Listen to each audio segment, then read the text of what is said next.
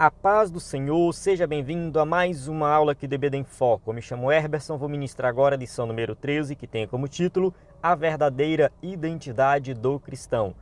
Nós estamos estudando a revista CPAD do segundo trimestre do ano 2022, encerrando aqui com a lição número 13, que é o final do capítulo 7 de Mateus, que Jesus está encerrando o Sermão do Monte. E ali no final do Sermão do Monte, Jesus vai falar sobre a aplicação prática de tudo aquilo que ele ensinou. Então essa lição aqui vai reforçar o que a gente vem falando desde o começo. Não adianta ter conhecimento teológico se não aplicar na nossa vida, no dia a dia, no cotidiano. Então o Sermão do Monte foi escrito, foi falado por Jesus, registrado por Mateus, por Lucas, para que nós pudéssemos ler e colocar em prática, viver uma vida diferenciada. Isso é que vai caracterizar um cristão verdadeiro, é aquele que obedece às palavras de Jesus. Amém? Então, vamos começar aqui a nossa aula. Só antes de começar, eu quero fazer uma pequena observação, porque assim, esse vídeo ele é postado no começo da semana, na segunda-feira, às vezes até no domingo à noite, a gente posta o comentário da lição. E agora nós atrasamos um pouco. Foi assim, na segunda-feira de manhã eu gravei o vídeo, o áudio não ficou legal, não ficou bom. Quando não fica bom, eu gravo novamente. Então, eu gravei na segunda-feira à noite. Tive uns probleminhas durante o dia, fui gravar à noite. À noite, quando eu estava editando o vídeo, o computador deu um problema e perdi tudo. Na verdade, não é que eu perdi, é que até agora o computador não voltou do conserto. Então, o computador apagou, simplesmente ele apagou. Deve ser algum problema na bateria, ele não ligou de jeito nenhum. Então, não teve como salvar esse vídeo. Ele foi gravado no próprio computador e aí ficou complicado salvar o vídeo. Então, assim, terça-feira à tarde eu estou gravando novamente. É a terceira vez que estou gravando essa aula para a glória de Deus. A gente sabe que tudo é para a glória de Deus e, enfim, a gente não vai deixar sem fazer. Se Deus quiser, esse vídeo vai estar disponível e você vai estar me ouvindo aí. Então, como eu estou sem computador, muito provavelmente vou gravar aqui pelo celular e não vou editar. Ou seja, estou gravando pelo celular e muito provavelmente não irei editar. Não vai passar por uma edição. Às vezes eu passo por edição para cortar algo errado, às vezes eu dou uma refinada ali no áudio. Dessa vez não será possível. Peço a compreensão de todos os irmãos que acompanham aqui o EBD em Foco. A gente sempre procura fazer tudo da melhor qualidade, só que dessa vez, infelizmente, não vai ser possível, mas o conteúdo vai ficar disponível. Então vamos lá. Só reforçando que essa aula aqui será ministrada com slide. Se você é professor da EBD e quer ministrar o slide na sua igreja, você pode acessar ebdemfoco.com. Lá você vai encontrar as informações do slide em PowerPoint, que faz parte do nosso plano de assinatura. Juntamente com o slide, se você assinar, tem sermões em PDF, curso básico de teologia, cursos diversos, além dos subsídios em vídeo, áudio e PDF, que é gratuito. No caso, os subsídios são disponibilizados gratuitamente. Na descrição desse vídeo tem o link para o site que você vai baixar também o slide de encerramento, ou seja, o slide resumindo toda a lição, no caso toda a revista. O slide de encerramento, ele é gratuito, está disponível para todos, basta acessar o site ebdemfoco.com, no topo da página vai estar disponível, na descrição do vídeo tem o link para o site. Então vamos lá, o textuário diz assim: nem todo que me diz Senhor, Senhor, entrará no reino dos céus, mas aquele que faz a vontade de meu Pai que está nos céus. Mateus 7, 21. Não vou explicar esse versículo aqui agora, porque durante a lição a gente vai fazer uma explicação bem detalhada dele. Então vamos avançar. Verdade prática. No reino de Deus não basta ouvir para se identificar como Salvador. É preciso praticar o que se aprendeu. Então a verdade prática vai direto ao ponto da lição, que o evangelho é viver na prática, é colocar em prática o que Jesus ensinou, é imitar a Jesus, o comportamento de Jesus. Não é simplesmente ouvir os seus ensinamentos, ficar ali, nossa, que bom, que lindo, que maravilhoso. Se você não colocar em prática, não vale de nada. Leitura bíblica em classe se encontra em Mateus 7, 21 a 27. A gente vai avançar para ganhar tempo no vídeo, mas durante a lição a gente volta nessa passagem aqui com os versículos na íntegra. Introdução.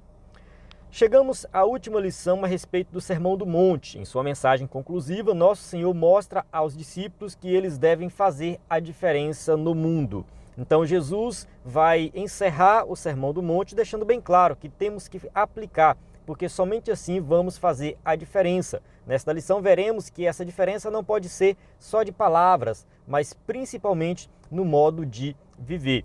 Então a gente não pode sair por aí achando que o fato de termos entendido o Evangelho, ter um curso de teologia, falar bonito, isso vai fazer alguma diferença. Não vai. Assim, é uma pessoa intelectual, sabe muito da Bíblia, tem várias formações, é formado em teologia e tal, o pessoal vai aplaudir, vai ser bonito. Mas se o seu comportamento, se o seu modo de viver não for íntegro, não for parecido com Cristo, não vale de nada, não tem utilidade nenhuma, isso não vai impactar a sociedade, não vai transformar ninguém. Então é preciso ouvir e praticar o que Jesus ensinou. Nisto consiste a verdadeira identidade do discípulo de Jesus. Então o verdadeiro discípulo de Jesus, ele vai ensinar o que Jesus ensinou, mas também praticar o que Jesus ensinou.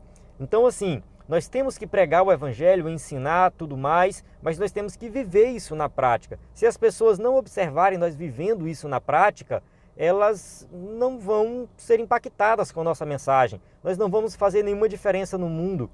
Entende? Não serve de nada. O ensino de Jesus, se não for colocado em prática, não tem utilidade nenhuma. Então a gente tem sim que viver o Evangelho na prática. Eu lembrei de uma história aqui agora de um pastor que na época ele estava na faculdade e alguém chegou para ele e falou assim, na minha família ninguém acredita em Deus e todo mundo é muito ético, todo mundo é muito correto.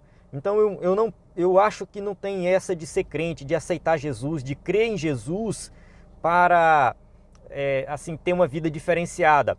Aí esse pastor, na época que estudante ainda, universitário, chegou para esse jovem e falou assim, olha, a minha família é diferente, na minha família todo mundo é crente.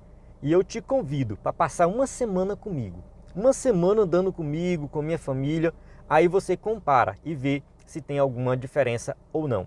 O jovem recusou a proposta, mas foi muito ousado da parte desse que fez a proposta. Então, ele fez a proposta porque ele sabia que ele e toda a sua família colocava em prática o que Jesus ensinou. Isso não é nenhuma arrogância espiritual, é o que todo crente tem que almejar. O crente tem que almejar viver uma vida íntegra, seguir o que Jesus ensinou no Sermão do Monte e em toda a Bíblia. Vamos para o tópico 1. A condenação dos falsos seguidores de Jesus. 1.1. Uma fé só de palavras? Em Mateus 7.1, o texto diz, nem todo que me diz Senhor, Senhor. Bem, vamos lá. Esse texto mostra que no reino de Deus, apenas expressar palavras em seu nome não basta, mas é preciso colocar em prática o que se diz. Então nós temos que praticar aquilo que nós aprendemos de Cristo. Temos que praticar aquilo que nós falamos, expressamos em palavras. Imagina só um jogador de futebol que aprendeu a jogar futebol na teoria, sem nunca praticar. Eu acho que esse jogador não existe, né?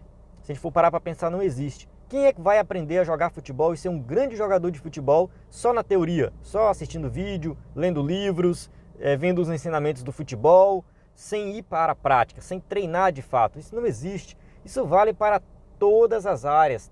Quando a gente começa a estudar sobre empreendedorismo, se tiver alguém me assistindo que já procurou algum curso de empreendedorismo, alguma coisa sobre abrir um negócio, vai observar que tem muitos empreendedores de palco, são aqueles que nunca abriram negócio na vida, mas estão lá ensinando empreendedorismo. Então esses também não têm algo real para ensinar, porque não vivem na prática. Então tudo na vida tem que ser colocado em prática, e no cristianismo não é diferente.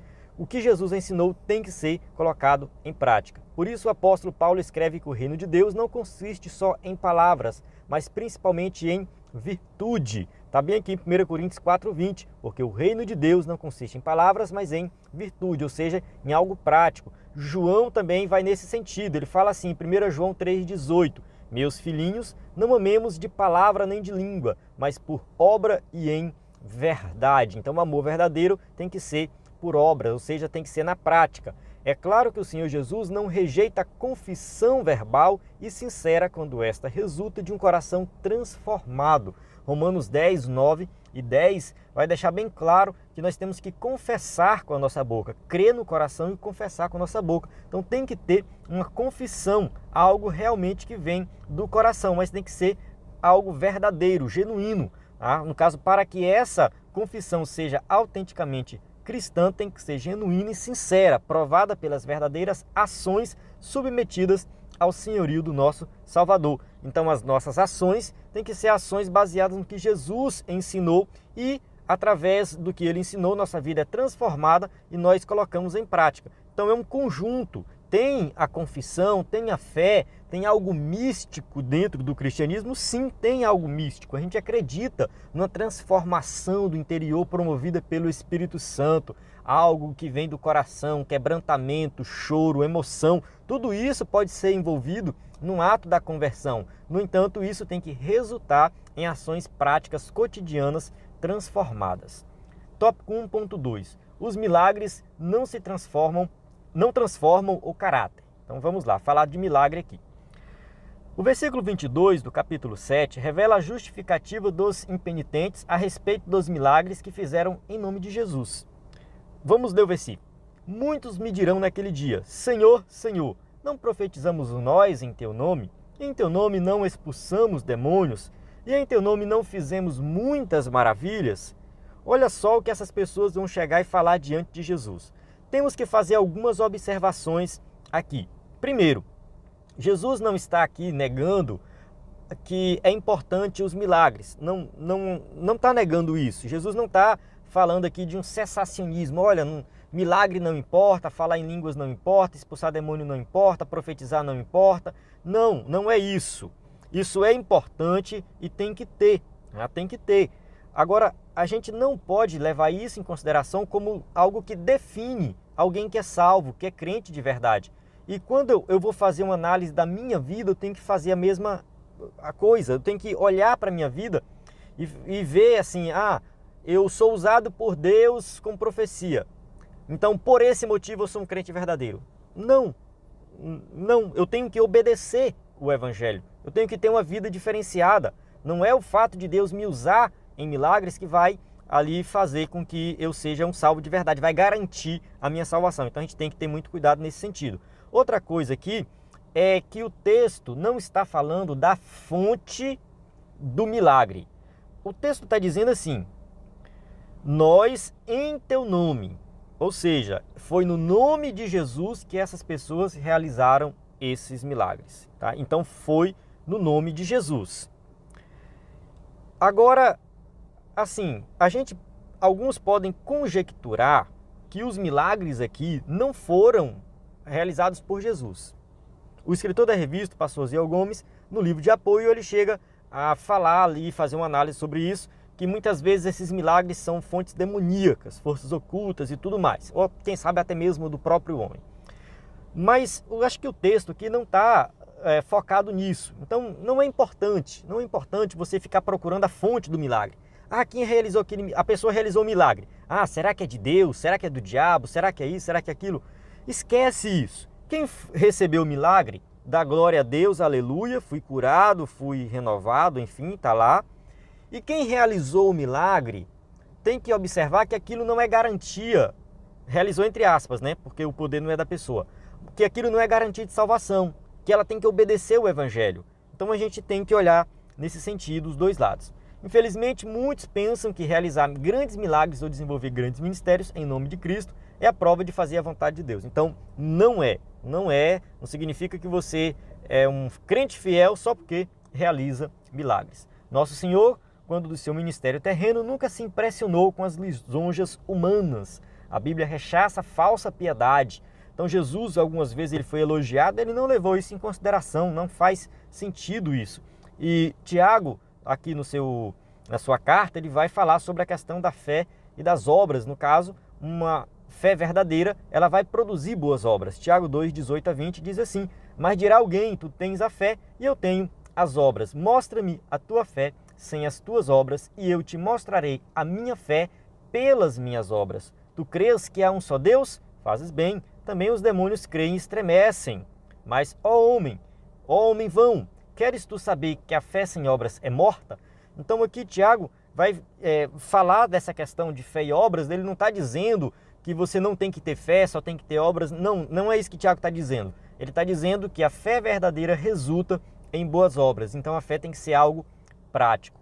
Aqui o ensino do Senhor Jesus mostra que a pregação, os milagres e maravilhas realizados em seu nome não são provas cabais de um verdadeiro discípulo de Cristo. Então aqui o texto está bem claro que a gente leu ali, as pessoas realizaram milagres em nome de Jesus. Aí, enfim, a fonte do milagre é Jesus, tudo bem, eu creio que sim, eu creio que nesse sentido sim, mas não vem ao caso. Isso não pode ser usado como critério para definir salvação. Nosso Senhor mostra que haverá condenação para os falsos seguidores de Jesus, pois eles serão desmascarados e não entrarão no reino de Deus. A Mateus 25, 41, aqui o escritor da revista optou por colocar uma passagem lá de Mateus 25, mas também em Mateus 7 nós temos também uma palavra de condenação. Lá em Mateus 7 ele fala: apartai de mim, porque eu nunca vos conheci. Não é que eles foram salvos um tempo e depois desviaram, não. Nunca foram salvos, eles nunca tiveram compromisso com Jesus. Já em Mateus 25, 41 está assim, ó: então dirá também aos que estiverem à sua esquerda: apartai-vos de mim, malditos, para o fogo eterno preparado para o diabo e seus anjos. Sejamos, pois, cuidadosos quanto a movimentos que dão ênfase apenas em milagres e maravilhas, mas não cuidam do desenvolvimento do caráter cristão.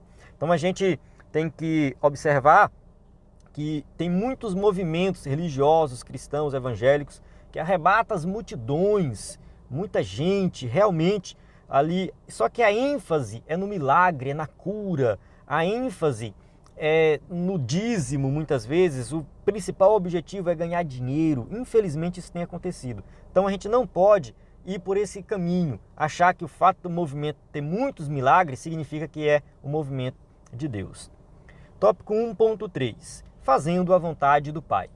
O verdadeiro discípulo de Cristo é o que vive em total obediência a Deus, fazendo a sua vontade. Então a vontade de Deus é a que nós temos que fazer. Aquele que faz a vontade do meu Pai que está nos céus. Então Mateus 7:21 está deixando bem claro que o salvo verdadeiro que obedece a Jesus é aquele que faz a vontade de Deus. Vontade do grego telema, escolha ativa, determinação, no caso inclinação, desejo, prazer, vontade. Então a gente faz a vontade de Deus, é aquilo que Deus quer para a nossa vida. Então fazer a vontade do Pai é obedecer com determinação aos seus preceitos, à sua palavra. Então o cristão, ele mortifica o eu, ou seja, o eu ele deixa de existir. Agora é Cristo que vive na nossa vida. Se Cristo que vive na nossa vida, assim como disse o apóstolo Paulo lá em Gálatas, não vivo mais eu, mas Cristo vive em mim, nós não temos mais vontade própria. A vontade própria agora não faz parte. Isso aí é coisa de ímpio. O crente, ele vai depender da vontade de Deus. E Jesus é o nosso grande modelo de fazer a vontade de Deus. Ele fez isso em tudo, sempre obediente. Essa é também uma condição que Deus nos exige para entrar em seu reino. Então Jesus, durante o seu ministério terreno, ele se submeteu ao Pai. Ele fez a vontade do Pai. A gente sabe que a Trindade, Deus Pai, Deus Filho, Deus Espírito Santo, não é um maior do que o outro, não é um superior ao outro. Não são três deuses diferentes, é um Deus existente em três pessoas, mas no caso da encarnação de Jesus, a gente entende que houve ali uma submissão do Filho ao Pai. Nesse sentido, todos quantos querem fazer a vontade de Deus procuram fugir do pecado, por isso devem orar a Deus assim: seja feita a tua vontade. Então o cristão ele foge do pecado e se submete à vontade de Deus. É a vontade do Pai que o Espírito Santo produza o verdadeiro caráter de Cristo em nós. Então Deus quer transformar nossa vida, Deus quer que o Espírito Santo venha moldar o nosso caráter. Portanto, oremos como salmista: ensina-me a fazer a tua vontade, pois tu és o meu Deus. Guie-me teu bom espírito por terreno plano. Então lá no Antigo Testamento, Salmo 143:10, a gente já tem uma oração que o salmista pede para que Deus ensine ele a fazer a vontade do Pai, a vontade de Deus, ser guiado pelo Espírito. Então não tem problema nenhum você orar pedindo para que Deus possa te ensinar, te guiar. Deus, me ensina a fazer a tua vontade, me ensina a ser obediente, me ensina a andar nos teus caminhos. Nós temos que ser humildes e pedir isso a Deus, que Ele vai sim nos ensinar. Tópico 2. Em quem estamos alicerçados? 2.1. O alicerce começa pelo ouvir. Para ser um verdadeiro discípulo de Cristo, é preciso ouvir a palavra. Então está bem claro em Mateus 7:24, todo aquele, pois, que escuta estas minhas palavras e as pratica, assemelhá-lo-ei ao homem prudente que edificou a sua casa sobre a rocha. Então a gente tem aqui Jesus fazendo uma comparação. Aquele que ouve a minha palavra e coloca em prática é semelhante àquele que constrói sua casa sobre a rocha. Então aqui no tópico 2 a gente vai falar sobre isso. Aquele que constrói a casa sobre a rocha e aquele que constrói a casa na areia. Então aqui está relacionado a quê? A ouvir as palavras de Jesus. Suas palavras são eterna, espírito e vida. João 6, 33 e 68. Em João capítulo 6, eu até recomendo você ler essa passagem. Jesus realiza o milagre da multiplicação dos pães. Foi lá, realizou o milagre. Depois Jesus sai do meio do povo, atravessa ali para o outro lado da margem e as pessoas vão até Jesus. Chega lá, Jesus fala assim, olha, vocês vieram a mim porque vocês comeram dos pães. Vocês não estão preocupados com o ensino verdadeiro. Ele vai e começa a ensinar. Olha, eu sou o pão da vida. E aí ele vai trazer um ensino pesado. Quando ele termina aquele ensino, as pessoas falam, nossa, isso é muito pesado, quem aguenta isso? E as pessoas se afastam de Jesus. E os discípulos ficam olhando para Jesus assim, e Jesus olha para eles e fala assim, e vocês também não vão junto com eles? Aí eles falam assim, Senhor, para onde nós vamos? Tu tens a palavra de vida eterna, a palavra de salvação está contigo. Não faz sentido. Então eles compreenderam que Jesus tinha a palavra de salvação, a palavra da vida eterna. Quando a gente prega a palavra de Deus, a gente apresenta a palavra de Deus, verdadeira palavra de Deus, quem ouve não pode ficar indiferente. Essa pessoa tem que tomar uma decisão. Ou ela faz como aquela multidão que foi embora, que saiu, elas rejeitam, ou elas fazem como os discípulos, abraçam essa palavra e entendem que ali é a palavra que traz salvação. Uma decisão tem que ser tomada, mas indiferença não faz parte dessa decisão. Por meio delas, ou seja, por meio dessas palavras, o interior do ser humano é transformado verdadeiramente.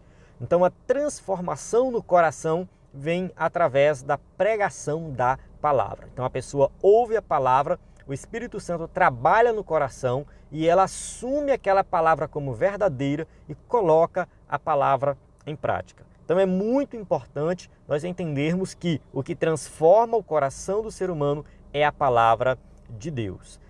Atente para a expressão minhas palavras. Mateus 7:24.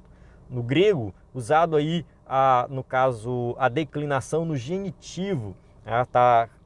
Enfim, a palavra logos, né, no caso aqui falando da palavra de Jesus, está relacionado àquilo que pertence a Jesus. A palavra é dele. Tá? Não é qualquer palavra que devemos ouvir, mas a de Jesus. Essa é a palavra poderosa, é o logos, conforme a linguagem de João.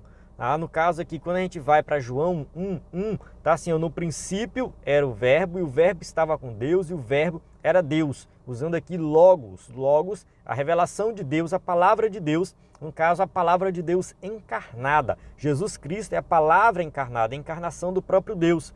A Bíblia é a palavra revelada, a palavra escrita. Mas através da palavra escrita nós temos conhecimento da palavra encarnada. Nós temos conhecimento de Jesus através da Bíblia. Então a gente tem que ler a Bíblia de Gênesis a Apocalipse.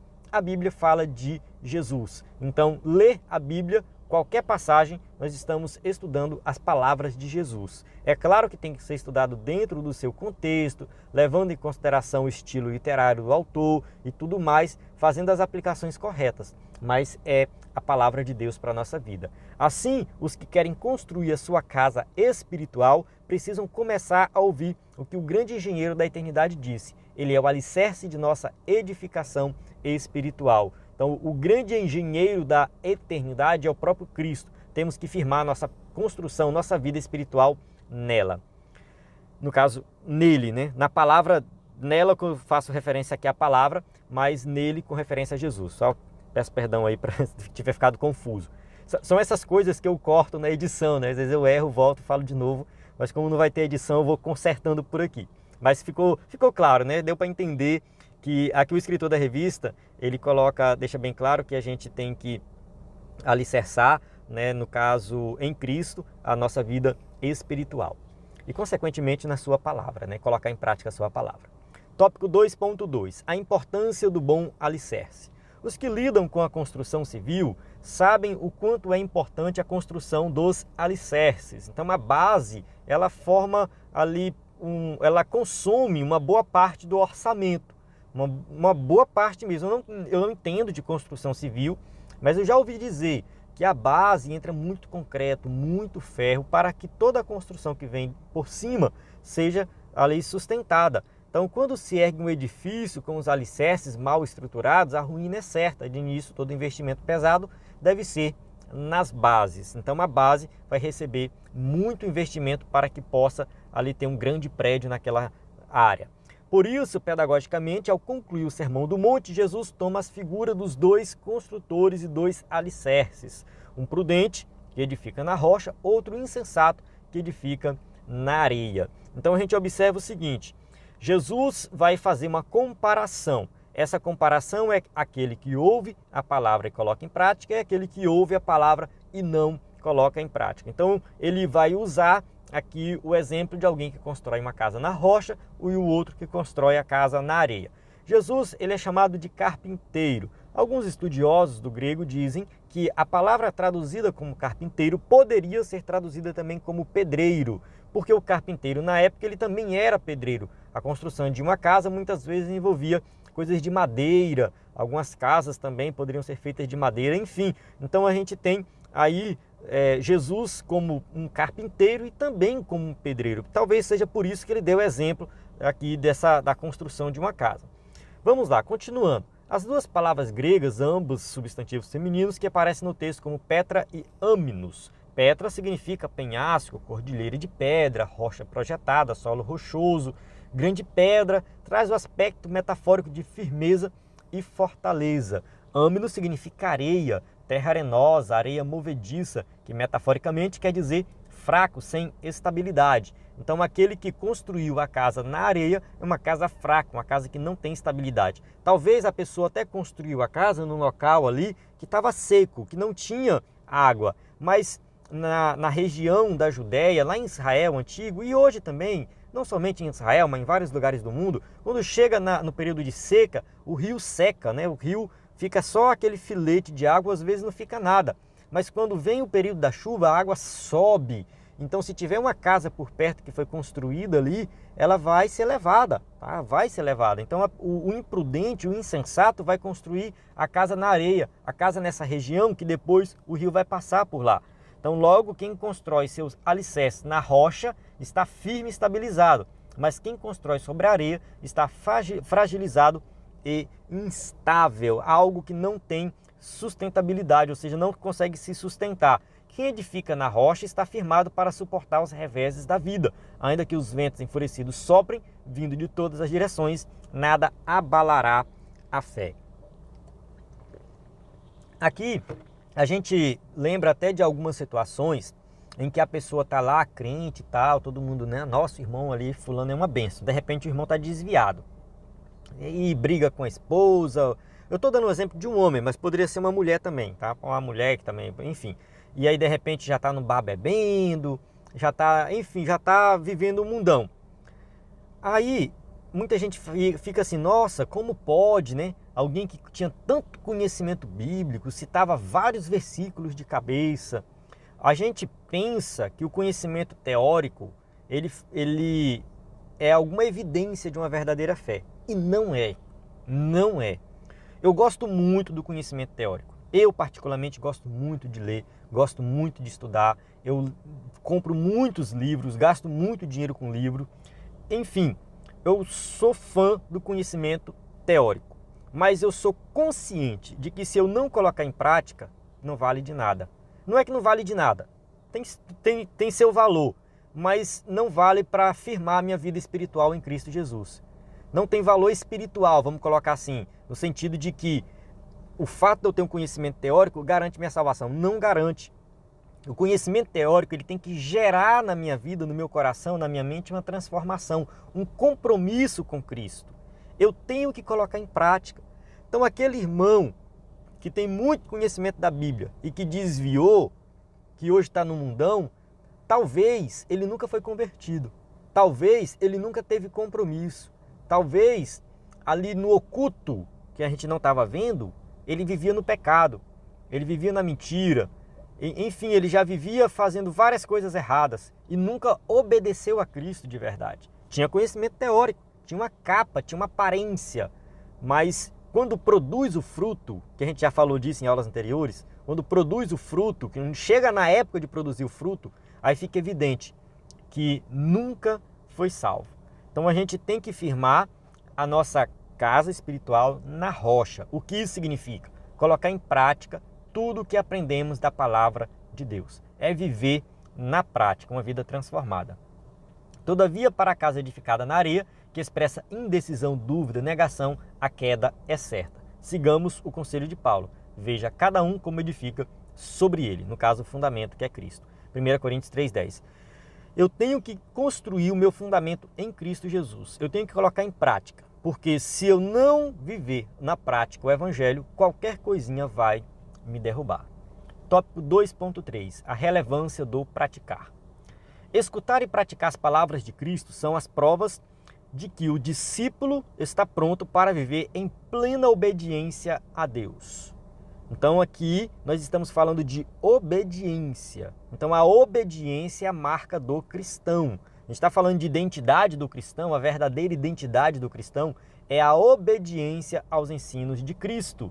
Ao que ouve e pratica, Mateus 7, 24 e 26, o Senhor Jesus o chamou de construtor prudente, do grego phronimos, que aparece como adjetivo e quer dizer inteligente e sábio, pois a pessoa prudente não fundamentou sua vida nos efêmeros postulados humanos, mas na grande rocha eterna, o Senhor Jesus. Então, o sábio, o crente sábio é aquele que vai firmar a sua vida em Jesus Cristo e não nas coisas terrenas. Já o segundo construtor é descrito como insensato, pois ouve, mas não pratica os ensinos do mestre. Então aqui a gente tem moros, aí do grego, né, um adjetivo que significa tolo, ímpio, incrédulo. Então muitos ouvem a palavra, entendem a palavra, ficam assim, às vezes até demonstrando para os outros que têm um entendimento da palavra, mas não colocam em prática, não tem um coração transformado. Então esse é um tolo, continua sendo um ímpio.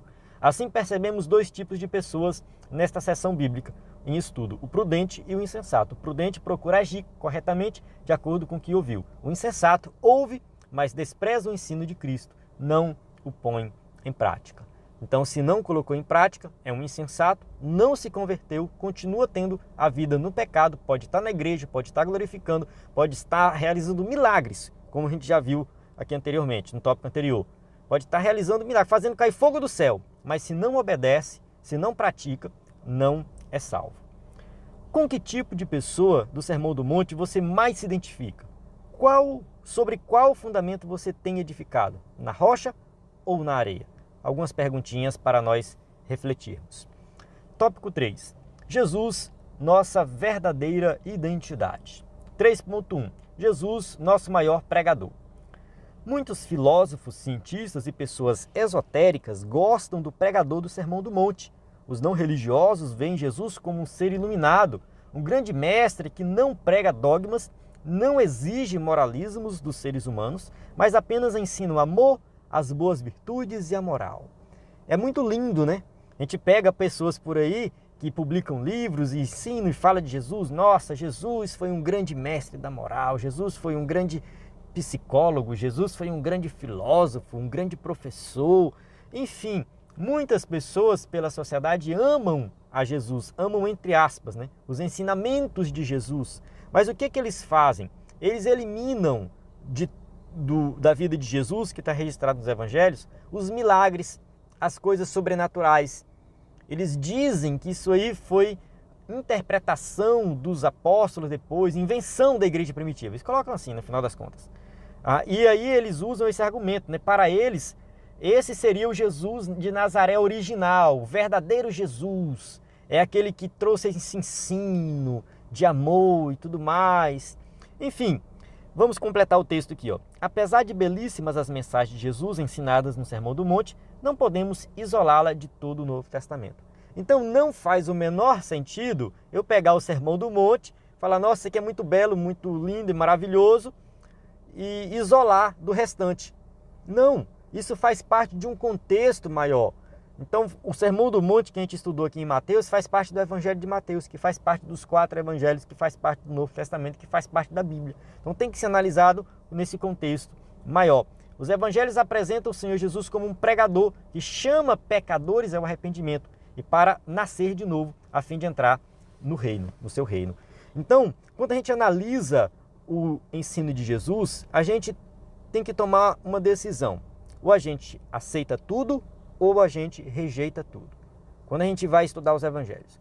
C.S. Lewis, em um dos seus livros, se eu não me engano, Cristianismo Puro e Simples, ele fala o seguinte, que Jesus, quando ele diz assim, eu sou o pão da vida, eu sou a porta das ovelhas, eu perdoo pecados, eu sou a videira verdadeira, enfim, essas coisas que Jesus falou lá, está registrado, ou você aceita isso como verdade e entende que ele é o Filho de Deus, ou você rejeita isso e entende que Jesus é um louco, um lunático. Tem essas duas opções. Que a pessoa que chega para uma mulher e fala assim, se tu beber da água que eu lhe der, tu nunca mais vai ter sede. E isso é uma maluquice, entende? Aquela mulher, por meio de uma revelação divina, entendeu que Jesus era o Messias. E ela aceitou Jesus como divino. Então ela tomou a decisão certa. Porque só tem duas opções. Ou você aceita ele como um divino, ou você rejeita ele e tenha ele como um lunático. Os fariseus tinham Jesus como um lunático, alguém que blasfemava de Deus. Por isso que eles rejeitaram a Cristo. Então não dá para ter um meio termo. Ou você aceita ou você rejeita. Então a gente não pode ficar ali, não, esse ensino aqui a gente aceita, esse rejeita. Muitas religiões fazem isso, muitos cientistas fazem isso, muitos de várias religiões, de vários segmentos fazem isso. Está errado. Ou você aceita Jesus como Filho de Deus, o Salvador, que ele falou assim, aquele que vem a mim tem a vida eterna. Ele está oferecendo a vida eterna. Você só vai crer nisso se você crer que ele de fato é o Filho de Deus. Mateus 4,17. Desde então, Jesus começou a pregar e a dizer, arrependei-vos, porque é chegado o reino dos céus. Então, o reino dos céus é chegado, mas mediante arrependimento. Esse era o ensino de Jesus. Assim, o Sermão do Monte não apresenta um mestre meramente humano, mas o Filho de Deus, que nos trouxe salvação, o qual devemos imitá-lo em toda a nossa vida. 1 Coríntios 11:1. Sede meus imitadores, como também eu de Cristo. Observe que Paulo está falando assim, olha, vocês estão achando difícil imitar Cristo? Me imite, porque eu imito Cristo. Então esse é o propósito de todo cristão, imitar a Cristo. Certa vez estava estudando um livro de educação cristã e o escritor desse livro falou assim, educação cristã é o seguinte, você resume tudo da educação cristã em apenas um ato, moldar Cristo na vida dos alunos. É isso que a gente está fazendo. Você que é professor de EBD, você tem que moldar Cristo na vida de seus alunos. Mas para isso você tem que moldar na sua vida primeiro. 3.2. A autoridade do ensino de Cristo. Quando o Senhor concluiu o ensinamento do Sermão do Monte, a multidão estava admirada, assombrada, maravilhada com o que acabara de ouvir. Observe os adjetivos que o pastor Osiel Gomes usa aqui, baseado nas Escrituras. A multidão estava admirada, assombrada e maravilhada. Então, Jesus, ele impactava as pessoas não somente com os milagres, com coisas extraordinárias, no sentido de que a gente quer ver fogo cair do céu, o cego enxergar, né, o surdo ouvir, o mudo falar, demônios serem expulsos. Nossa, isso é o extraordinário. Não. O mais extraordinário do ministério de Jesus não foram os milagres, foram os seus ensinamentos, as suas parábolas, a maneira que ele impactava os corações, a maneira que ele tocava as pessoas simplesmente com uma palavra. Não, é muito incrível. O Sermão do Monte é, claro, extraordinário, algo extraordinário. Algo para os crentes, para os salvos, mas a multidão estava ouvindo. Foi algo extraordinário. Mas se a gente observar vários momentos da vida de Jesus, ele fez algo assim extraordinário com o seu ensino, com poucas palavras. Quando as pessoas chegam com aquela mulher para apedrejar, vamos apedrejar, a lei de Moisés manda apedrejar, tal. Jesus olhou, quem não tiver pecado que atire a primeira pedra. Pronto. Simples, muito, muito, muito simples. Trouxe um ensinamento extraordinário que impacta vidas até hoje. Então Jesus, ele impactou vidas através do ensino. Então, isso aqui é até uma motivação para nós, professores da IBD. Entenda que você está sendo usado por Deus para ministrar uma aula simples. Uma aula com slide, sem slide, com quadro, sem quadro, mas bem estudada, bem preparada, bem fundamentada. Você orou, pediu a Deus direção. Essa aula muito simples, ela pode fazer muito mais efeito do que um milagre de alguém, sei lá, um aleijado andar. Tá? O aleijado andou, muito bom, maravilhoso, glória a Deus por isso. Mas talvez ali ninguém se converte, ninguém muda de vida. Mas uma aula bem ministrada, centrada na palavra, pode impactar vidas. E era assim que Jesus impactava as pessoas. Ela via que o nosso Salvador era a multidão. O nosso Salvador ensinava com autoridade. Essa autoridade vinha diretamente do Pai. Após ressuscitar, o Senhor Jesus disse: toda autoridade me foi dada. Ou seja, todo poder, toda autoridade, tudo pertencia a Ele. Então Jesus, ele trouxe um ensinamento inédito, algo diretamente do céu, algo que veio direto para impactar a vida das pessoas. Diferente dos rabinos, dos mestres da época, Jesus, ele não copiava de nada de ninguém. Ele trouxe um ensinamento ali que veio diretamente de Deus. Isso deixa claro que o ensino de Jesus não é humano, mas divino e poderoso. Assim, somos chamados pela palavra de Deus a reconhecer que a nossa autoridade para pregar, evangelizar e ensinar vem do Senhor Jesus, pois a sua palavra é viva e eficaz. Então, nós, quando ensinamos, pregamos, nós estamos fazendo isso com a autoridade dada por Jesus. Jesus deu essa autoridade. Ele deu essa autoridade. Nós temos autoridade, porque nós não estamos falando no nosso nome, mas no nome dele, no lugar dele, apresentando ali o evangelho que ele ensinou. Então nós temos que ensinar a palavra, porque ela é poderosa. Vamos ler Hebreus 4:12, porque a palavra de Deus é viva e eficaz e mais penetrante do que qualquer espada de 2 gumes e penetra até a divisão da alma e do espírito, das juntas e medulas e é apta para discernir os pensamentos e intenções do coração. Então a palavra de Deus, ela impacta, ela transforma, ela é viva, ela é eficaz. Se nós pregarmos a palavra de Deus, nós vamos ver sim muitas vidas sendo transformadas. Tópico 3.3. Jesus como nossa identidade. Numa perspectiva a respeito da doutrina das últimas coisas, o apóstolo João disse que quando o Senhor Jesus se manifestar, o veremos e seremos semelhantes a Ele. 1 João 3,2 está escrito assim: Amados, agora somos filhos de Deus, e ainda não é manifesto o que havemos de ser, mas sabemos que quando Ele se manifestar, seremos semelhantes a Ele, porque assim como é, o veremos.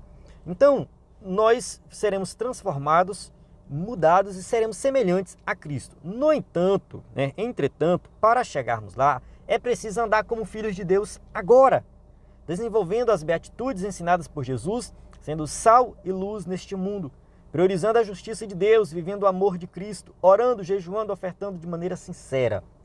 Então, nós não temos que ficar esperando a eternidade, chegar no céu, para lá no céu, nós sermos semelhantes a Cristo, temos uma vida diferente e tudo mais. Não! Jesus disse assim: quem crê em mim já tem a vida eterna. Outro lugar ele fala assim: o reino de Deus é aqui e agora. O reino de Deus já começou. Então, nós já pertencemos ao reino de Deus. Nós já temos que viver uma vida diferenciada. Tá? Já estamos no reino. Nós não vamos entrar no reino. O reino é futuro, o reino consumado sim. A consumação de todas as coisas, o reino futuro, nós vamos participar desse reino. Porém, o reino é presente. E como é um reino presente, nós já temos que andar de uma maneira diferenciada, num comportamento diferente. Nós temos que seguir aqui a ética do reino de Deus. Está registrada no Sermão do Monte, mas também em toda a Escritura. Muitos dizem que o Sermão do Monte é uma ética muito avançada, que vai ser vivida somente no milênio. Outros dizem que é uma ética muito avançada, que nunca será vivida, só na eternidade, então não é possível viver o Sermão do Monte hoje. Eu discordo completamente. O que nós estudamos desde a primeira lição o Sermão do Monte é para nós, é para os dias de hoje. Nós temos sim que viver o Sermão do Monte, mas isso aqui só é possível por quem é transformado. Não adianta a gente querer impor o Sermão do Monte para quem não é transformado, para o ímpio. Não vai dar certo, não funciona. É somente para quem é salvo. Assim vamos nos identificando cada vez mais com Jesus e formando a nossa verdadeira identidade. Então, a nossa identidade é viver o Evangelho de acordo com o que Jesus ensinou. Então, nós vamos imitar a Cristo, é ser parecido com Cristo. Mas isso só é possível por quem é transformado. Portanto, somos chamados a entrar pela porta estreita, produzir frutos verdadeiros, rejeitar o formalismo e procurar fazer a vontade de Deus com verdade. Essa tem sido a sua identidade? Então essa é a pergunta que surge. Tem sido a sua identidade? Porque a identidade é aquilo que nós somos. E quando nós somos transformados, nós fazemos por prazer. Nós fazemos de maneira assim natural. É natural. Eu não tenho que amar o próximo e ficar, eu estou amando o próximo, ou amar o meu inimigo, né? Vamos colocar assim, estou amando o meu inimigo, ali vai o inimigo, estou amando o inimigo. Não, eu simplesmente amo o inimigo. É isso que Jesus espera de nós. Simplesmente vai lá e ame de maneira natural, de tal forma que nem você mesmo perceba o que você está fazendo, porque já foi transformado. Isso já faz parte da tua identidade, já é natural na sua vida, porque você já vive em Cristo e Cristo vive em ti. Conclusão, chegamos na conclusão da nossa aula que diz assim: o ensinamento do Sermão do Monte é para ser posto em prática, não apenas para ser admirado ou debatido. A sua preciosidade só pode ser provada verdadeiramente quando praticamos o que o sermão nos ensina. Então veremos o quanto a virtude do reino de Deus tem um padrão elevado e celestial. Sua ética não é deste mundo, mas do céu. Para vivê-la é preciso ter o caráter transformado, a fim de que, com o nosso viver, glorifiquemos a Deus. Aqui na conclusão, que eu recomendo você ler, reler e meditar nela, está bem claro que o Sermão do Monte ele não é para ficar assim debatendo, isso e aquilo e tal. Não. Claro, surgem alguns debates, algumas dúvidas, porque a gente está com um texto antigo, escrito numa língua que nem existe mais, né, um grego antigo. Mas, assim, pega a essência do Sermão do Monte e coloca em prática. É melhor do que ficar em debates supérfluos. Tá? Então, a gente viver o Sermão do Monte, viver a ética, esse padrão que é elevado, é celestial, mas é para nós, é aqui, é agora. É preciso nós vivermos aqui agora. Mas para isso tem que ter um caráter transformado pelo Espírito Santo. Então, não adianta querer impor o Sermão do Monte para o ímpio. Primeiro ele tem que se converter, para depois ele viver o Sermão do Monte. Amém? Que nós possamos refletir todas as lições que estudamos, da 1 até a lição 13. Será que estamos colocando em prática? Será que vamos para um próximo trimestre com uma vida diferente? Será que o seu aluno está indo com uma vida diferente? Então faça essa reflexão, leve para a sala de aula, para que o seu aluno possa também refletir sobre isso e ver se ele foi transformado com esses ensinamentos aqui na prática, não somente na teoria. Amém? Chegamos aqui no final da aula e quero deixar bem claro que nós vamos continuar com o slide em PowerPoint, nossos cursos, nosso conteúdo, subsídios para o próximo trimestre. Já estudei a lição, já estou preparando alguns vídeos, algumas novidades para o próximo trimestre. A gente vai ter alguns slides extras, de coisas assim para você ministrar na EBD e fora da EBD também.